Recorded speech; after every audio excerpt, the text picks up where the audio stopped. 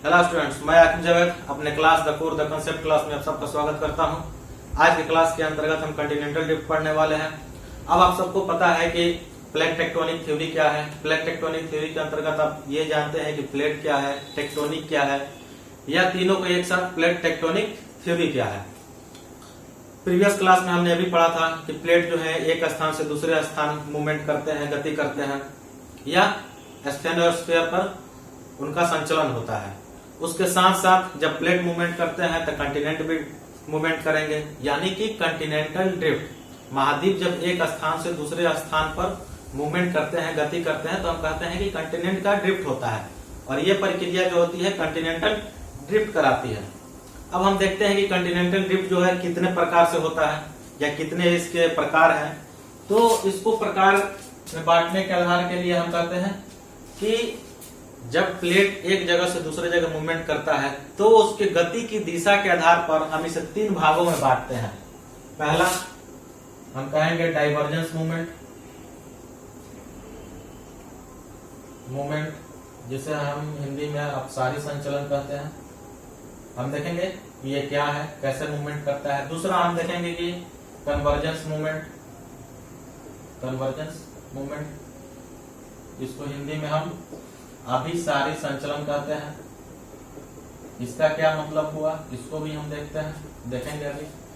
और तीसरा जो है पैरेलल मूवमेंट, यानी समानांतर संचलन।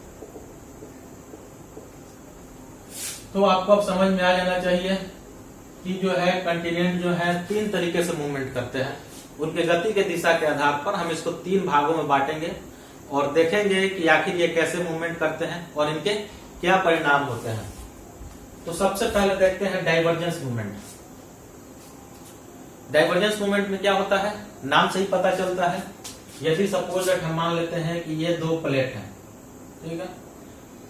दो प्लेट जब एक दूसरे के विपरीत दिशा में गति करते हैं, एक दूसरे से दूर हटते हैं, तो हम कहते हैं कि प्लेटों का अपसारी संचलन हो रहा है। प्लेट जो है एक दूसरे के विपरीत दिशा में गति कर रहा है, ठीक है। दूसरा हम देखते हैं कन्वर्जेंस मूवमेंट क्या होता है। तो जब प्लेट एक दूसरे की तरफ गति करेंगे, सपोज दैट मान लेते हैं ये है, ये बी प्लेट है, इसमें भी इसको ये और इसको बी मान लेते हैं।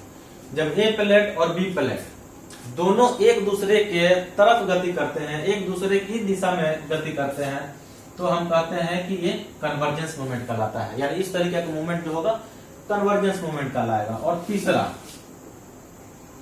तीसरा में हम दो कंडीशन देखते हैं। समानांतर संचलन में हो सकता है कि दोनों प्लेट एक दूसरे के दिशा में गति करें, एक ही दिशा में गति करें। जैसे ये दोनों देख रहे हैं, ये एक है और इसको हम बी मान लेते हैं। तो दोनों प्लेट को हम देख रहे हैं कि ये जो दोनों प्लेट हैं एक ही दिशा में गति कर रहे हैं, और यहाँ पे यदि हम देखते हैं तो ये दोनों प्लेट भी एक ही दिशा में गति कर रहा है। लेकिन ये इनका सबसे इंपॉर्टेंट जो क्वालिटी है कि एक दूसरे के समानांतर होते हैं। तीसरा कंडीशन में हम देख सकते हैं, अगर दो प्लेट हैं,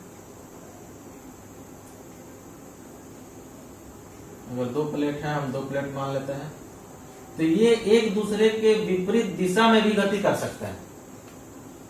समानांतर संचलन के अंतर्गत होता क्या है, दो प्लेट जो है एक ही दिशा में गति करें। जैसे हम देख रहे हैं ये दोनों प्लेट जो है एक ही दिशा में गति कर रहे हैं। बी कंडीशन में भी हम देख रहे हैं ये दोनों प्लेट जो है ये और ये प्लेट एक ही दिशा में गति कर रहे हैं। और तीसरा कंडीशन ये हो सकता है कि ये एक दूसरे के विपरीत दिशा में गति करें, लेकिन एक दूसरे के समानांतर। ये आपस में टक्कर नहीं करेंगे, ये दोनों दो प्लेट हैं आपस में टकराएंगे नहीं। और कन्वर्जेंस मूवमेंट के अंतर्गत भी हम देख रहे हैं कि एक दूसरे के विपरीत दिशा में गति कर रहे हैं, लेकिन यहाँ पे ये सिचुएशन क्रिएट होता है कि प्लेट जो है एक दूसरे से टक्कर खाते हैं। तो ये शायद आपको समझ में आ जाना चाहिए कि क्या कंडीशन है, पैरेलल मूवमेंट क्या है, कन्वर्जेंस मूवमेंट क्या है और डाइवर्जेंस मूवमेंट क्या है। आज के क्लास के अंतर्गत हम जो पढ़ने वाले हैं वो हम पढ़ेंगे डाइवर्जेंस मूवमेंट के अंतर्गत। आज का ये हमारा क्लास होगा, इसी के अंतर्गत आज हम अपने क्लास को कवर करने वाले हैं। तो सबसे पहले हम एक फिगर के माध्यम से देखते हैं कि कैसे इसको पढ़ा जा सकता है। तो एक फिगर बनाते हैं।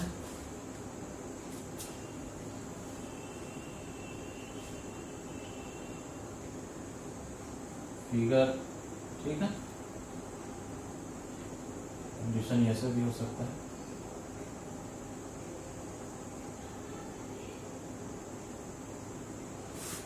यहाँ पे समझने वाली चीज है, फिगर को एक बार हम नाम लिख देते हैं कि कैसे कौन से जगहों को हम कौन सी नाम से डोनेट करेंगे, ठीक है। एक एक चीज को हम यहाँ पे देखने वाले हैं। अगर इसको हम, ये वाला भाग जो है इसको हम कंटिनेंट मान लेते हैं, क्रस्ट मानते हैं, कंटिनेंटल, इसको हम क्रस्ट मानते हैं, महाद्वीपीय कंटिनेंटल क्रस्ट। और ये जो है ये भी क्रस्ट है, ऊपरी भाग है, कंटिनेंट का सबसे ऊपरी भाग है। और ये जो क्षेत्र है इसको हम मानते हैं महासागरीय नीतल, महासागरीय नीतल। और ये जो है समुद्र की स्थिति को हम मान लेते हैं, ये समुद्र है, ठीक है। ये कंटिनेंट वाला भाग है, ये भी कंटिनेंट वाला भाग है।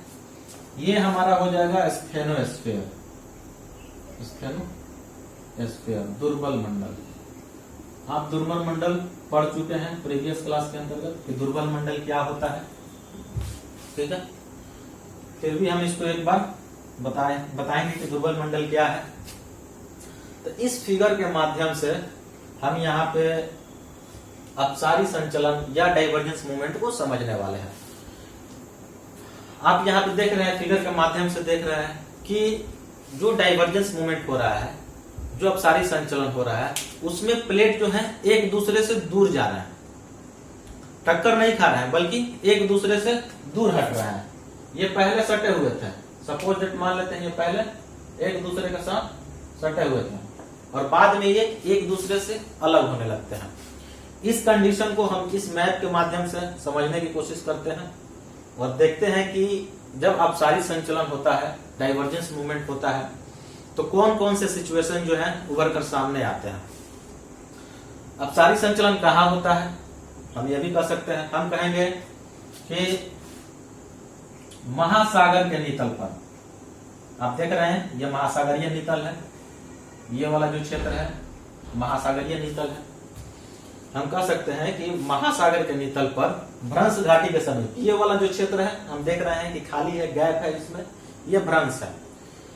तो महासागरीय नीतल पर भ्रंश घाटी के समीप अपसारी संचलन के कारण, अपसारी संचलन के अंतर्गत क्या हो रहा है, प्लेट जो है एक दूसरे से दूर हट रहे हैं। तो महासागर के नीतल पर भ्रंश घाटी के समीप जब ये दोनों प्लेट एक दूसरे से दूर हटेंगे, एरो के माध्यम से आप समझिए कि ये प्लेट जो है एक दूसरे से दूर हट रहा है। जब ये एक दूसरे से दूर हटते हैं तो इसमें तनाव मूलक बल पैदा होता है। आप यहाँ पे आप एक फिगर के माध्यम से समझ लीजिए, आपको पूरा समझ में आएगा। हम कहते हैं कि महासागर के नीतल पर, महासागरीय नीतल पर, कहा तो भ्रंश घाटी के समीप क्या होता है, तो अपसारी संचलन होता है। अपसारी संचलन में क्या होता है कि प्लेट एक दूसरे से दूर हटते हैं, एक दूसरे से दूर जाते हैं। अपसारी संचलन के कारण आप सबको पता है कि तनाव मूलक बल क्रिएट होगा, तनाव मूलक बल लगेगा, फोर्सेस ऑफ टेंशन हम जिसको बोलते हैं, फोर्सेस ऑफ टेंशन। यहां तक क्लियर है कि भ्रंश घाटी के समीप, महासागर के नीतल पर भ्रंश घाटी के समीप अपसारी संचलन के कारण, अपसारी संचलन के कारण तनाव मूलक बल पैदा होता है। आप ऐसे भी अगर किसी चीज को दो तरफ से अपोजिट दिशा में खींचे तो उनमें फैलाव होता है। यदि रबड़ को एग्जाम्पल लेकर हम देखें, यदि रबड़ को हम विपरीत दिशा में खींचते हैं तो उसमें तनाव पैदा होता है, वो फैलता है, लेकिन एक सीमा के बाद होता क्या है, टूट जाता है। और टूटने के बाद उसके बाद फिर से टूट कर वो अपना स्थान जो है, पहला पोजीशन जो है उसको प्राप्त करने की कोशिश करता है।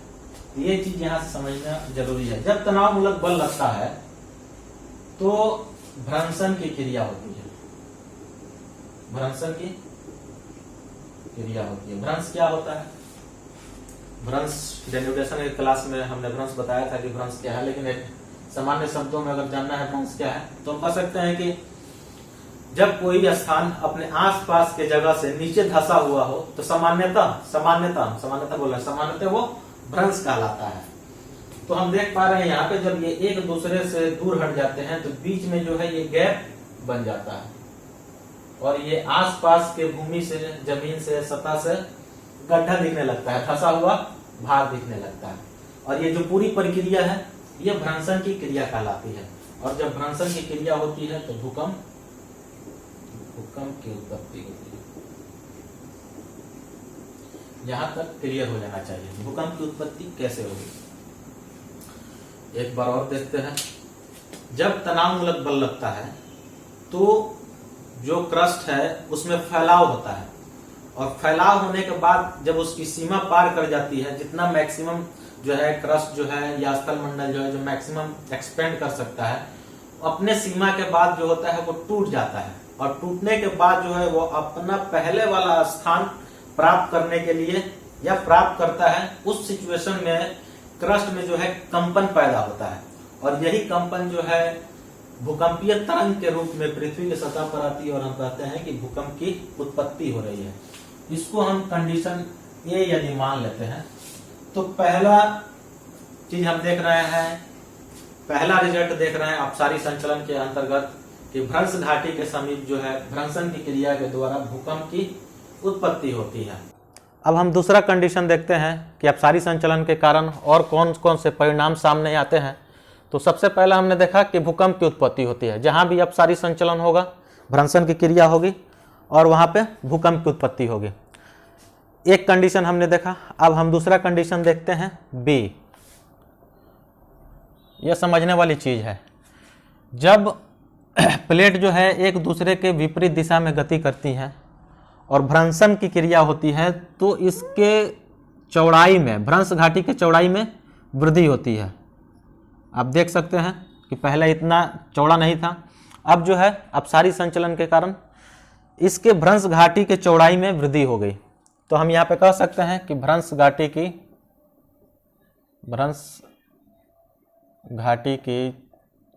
चौड़ाई में वृद्धि हो गया। क्लियर है? भ्रंश घाटी की चौड़ाई में जब वृद्धि होती है तो होता क्या है कि ऊपरी परत द्वारा यानी प्लेट के द्वारा लगने वाले निचली परतों पर लगने वाला बल जो है कम हो जाता है। आप देख रहे हैं कि यहाँ से प्लेट जो है खिसक कर विपरीत दिशा में चलेगा।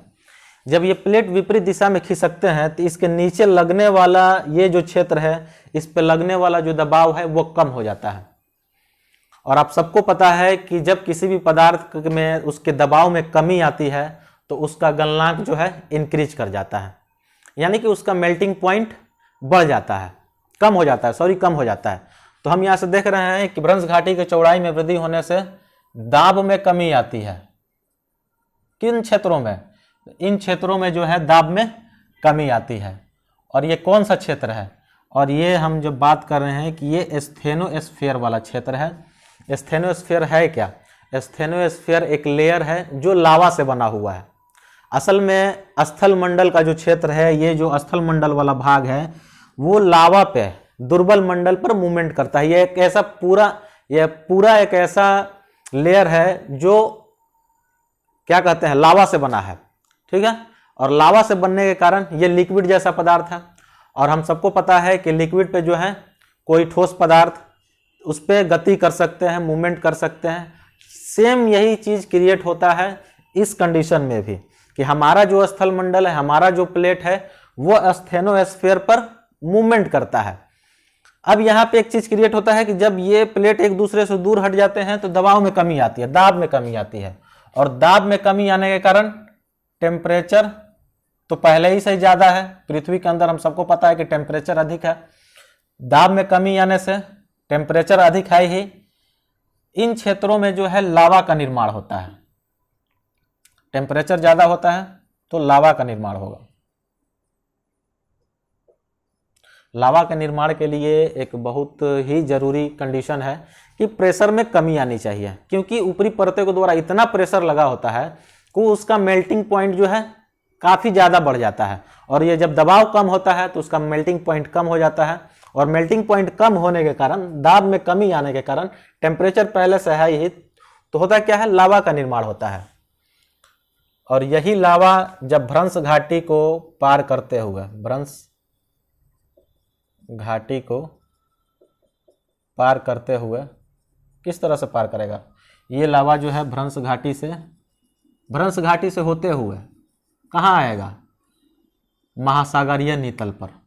देख पा रहे हैं यहाँ लावा का निर्माण हुआ, ठीक है, और यही लावा जो है भ्रंश घाटी से इस रास्ते से होते हुए महासागर के नितल पर आता है, तो हम कहते हैं कि ज्वालामुखीय प्रक्रिया हो रही है, ज्वालामुखीय प्रक्रिया। और यह ज्वालामुखीय प्रक्रिया कहाँ हो रही है, तो ये ज्वालामुखीय प्रक्रिया जो है महासागरीय नितल पर हो रही है, ओशियनिक फ्लोर पे हो रही है। और जब यहाँ लावा का निर्माण होता है, लावा ज्वालामुखीय प्रक्रिया होती है, तो एक कंडीशन और क्रिएट होता है कि महासागरीय क्रस्ट का निर्माण होता है, महासागरीय क्रस्ट का निर्माण होता है। आप सबको पता है कि क्रस्ट दो प्रकार के हैं, एक महाद्वीपीय क्रस्ट है और दूसरा महासागरीय क्रस्ट है। तो महासागरीय क्रस्ट का निर्माण जो है ज्वालामुखीय प्रक्रिया के द्वारा होता है। और ये महासागरीय क्रस्ट जो है किस रूप में निर्माण होता है, तो हम कह सकते हैं कि महासागरीय कटक के रूप में।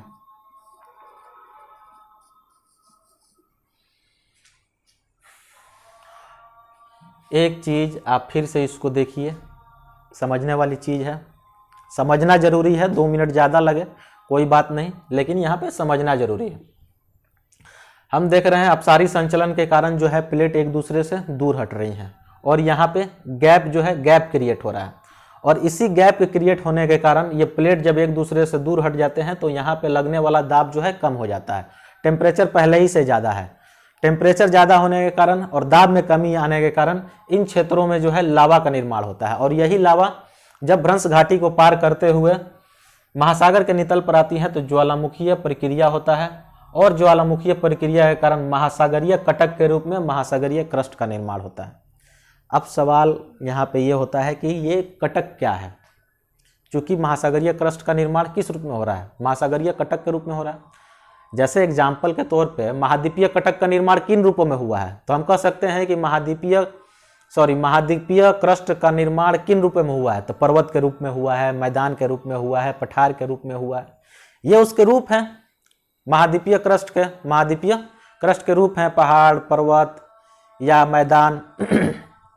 उसी तरह महासागरीय क्रस्ट के रूप में कटक का निर्माण होता है। कटक है क्या, महाद्वीप पर जो स्थिति पहाड़ की है, वही पहाड़ जब हम महासागर के अंदर पाते हैं तो हम उसे कटक कहते हैं। सामान्यतः कटक का निर्माण जो होता है भ्रंश घाटी के समीप होता है। ये याद रखने वाली चीज है कि कटक का निर्माण महासागर में कहाँ होगा, भ्रंश घाटी के करीब में होगा, लेकिन महाद्वीप में यह निर्माण कहीं भी हो सकता है।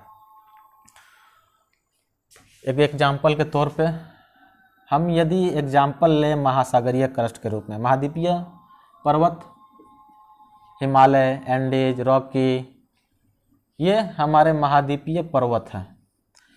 ये हमारा अटलांटिक महासागर है, मान लेते हैं ये हमारा अटलांटिक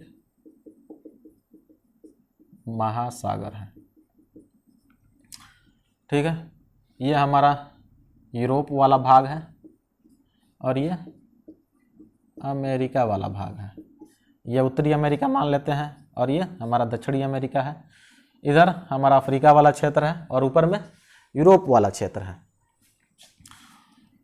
एक कटक, अटलांटिक कटक का निर्माण पूरे अटलांटिक महासागर के बीचों बीच फैला हुआ है।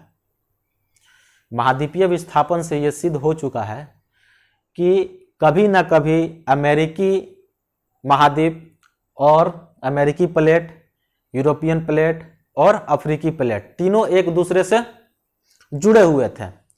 अब सारी संचलन के कारण हुआ क्या कि अमेरिकी प्लेट पश्चिम की ओर विस्थापित हो गया और यूरेशियन प्लेट और अफ्रीकी प्लेट जो है पूर्व की ओर विस्थापित हो गया। और इसी विस्थापन के कारण हम देख रहे थे कि यहाँ पे लावा के निर्माण के द्वारा महासागरीय क्रस्ट के रूप में महासागरीय कटक का निर्माण हो रहा है।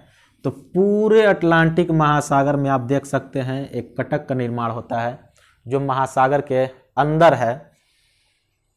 तो इस चीज से आप समझ सकते हैं कि इस कटक की लंबाई महाद्वीपीय हमारे महाद्वीप पे जितने भी पर्वत श्रेणियां हैं, हिमालय हैं, एंडीज हैं, रॉकी पर्वत हैं, उनसे इसकी लंबाई 2 गुना से भी ज़्यादा है।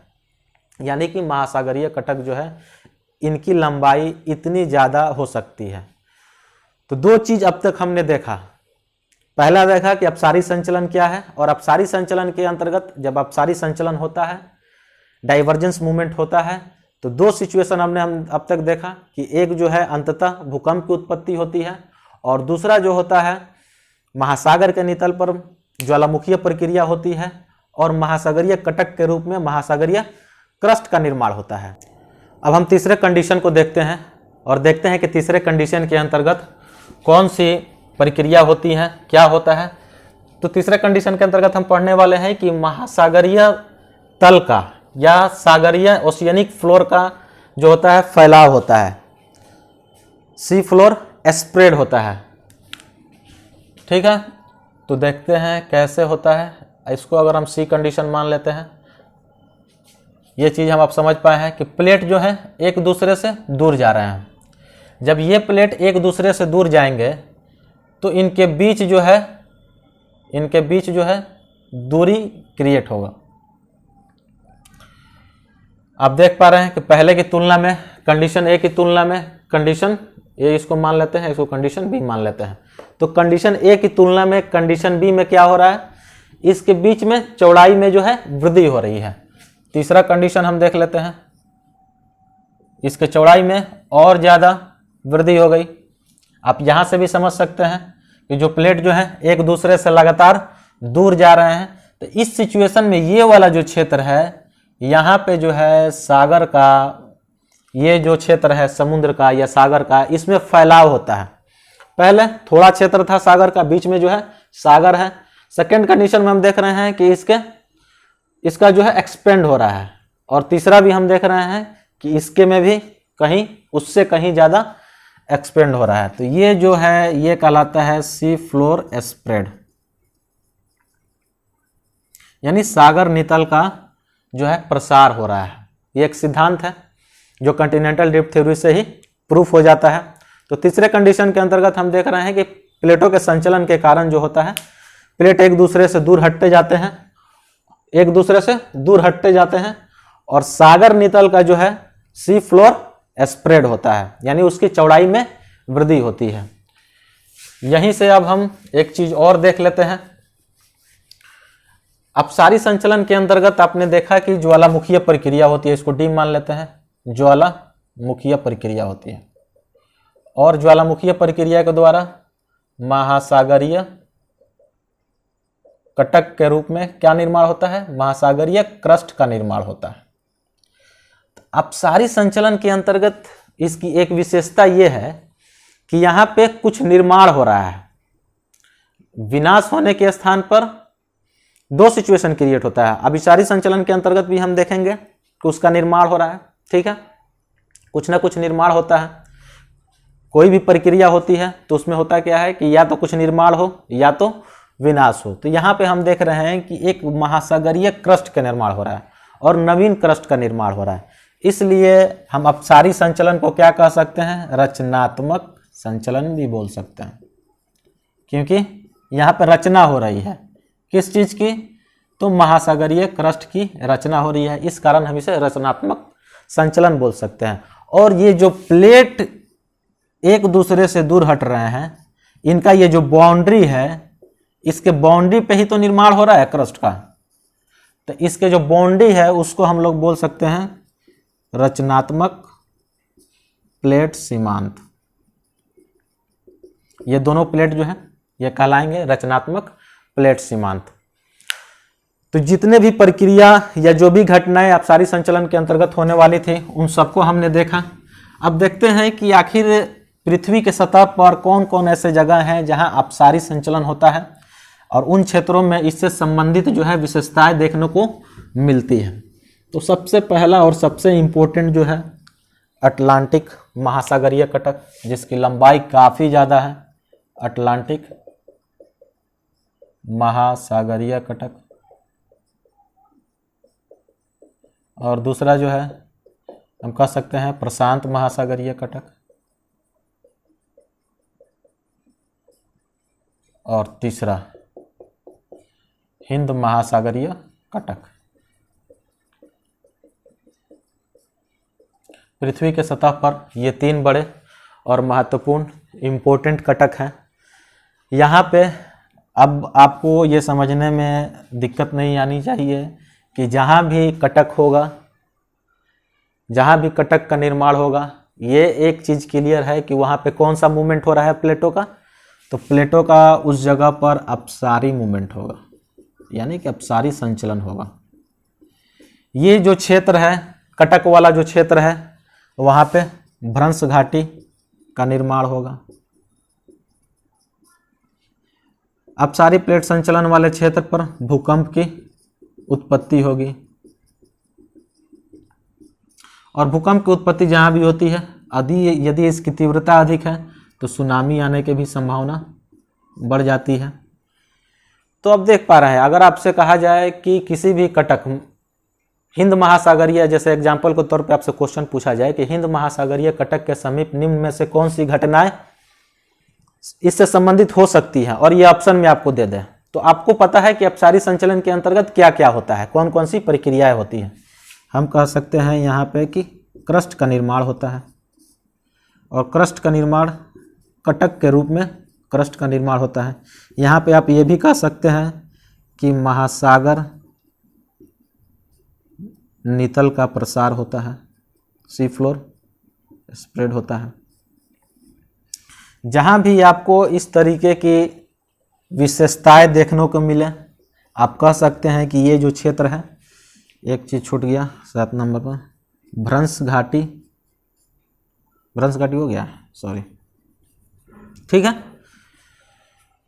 तो जहाँ भी आपसे कोई पूछे कि अपसारी संचलन के अंतर्गत कौन कौन सी घटनाएं हो सकती हैं या भूभौतिकी घटनाओं से संबंधित है, इन क्षेत्रों में अटलांटिक महासागरीय, प्रशांत महासागरीय और हिंद महासागरीय क्षेत्रों में, हिंद महासागरीय कटकीय क्षेत्रों में निम्न में से कौन सी भूभौतिकी घटनाएं हो सकती हैं, तो ऑप्शन में जो भी रहे सब आ जाएगा। लेकिन ये चीज़ है समझने वाला, कंसेप्ट वाला, ये याद करने से याद नहीं होने वाला है, ये कंसेप्ट है।